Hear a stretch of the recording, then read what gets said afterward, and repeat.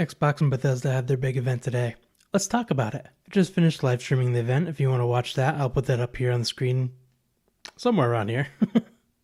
Microsoft and Bethesda went on to announce what looks like something like 50 games, majority of them on Game Pass. I think there was only like 7 that weren't. There was a lot announced in this video, and I think what's really interesting is, even though there was a lot announced, all of the things that was announced are things that were scheduled to be released either this year or next year, basically within 12 months of now. Other than games, they announced a few cool DLC packs, including Sea of Thieves Season 7, where you get to own your own ship and be the captain of the ship. This is something that I honestly didn't realize wasn't a thing since the beginning. I never played Sea of Thieves, so when I heard that you can now finally in Season 7 become the captain of your ship and own it and name it, I kind of thought that was just going to be a thing the whole time, but I guess not. They also announced Fallout 76 Expeditions: The Pit.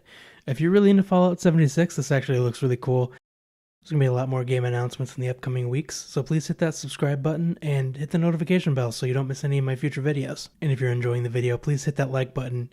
It's totally free for you and it helps the channel out a lot. They announced the Microsoft Flight Simulator update pack that included some interesting things like helicopters, old school planes, space travel, and then something that seemed out of left field. I guess you can fly Halo spacecraft in Microsoft Flight Simulator. That just seemed really interesting and really cool. We got to see some gameplay footage for both Redfall and for Starfield, and Redfall does look really interesting, but the Starfield stuff really blew me away.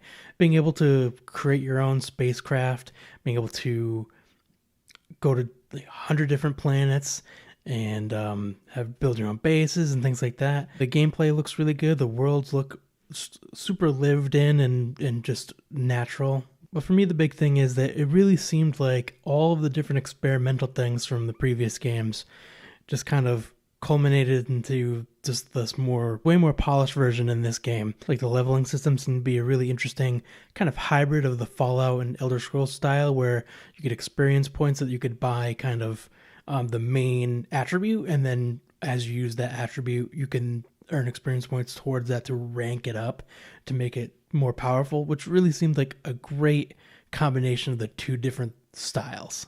I made a joke in my live stream about spending 8 hours creating a character, but it really looks like they add a lot more customization, even down to how you walk. It's going to be nuts.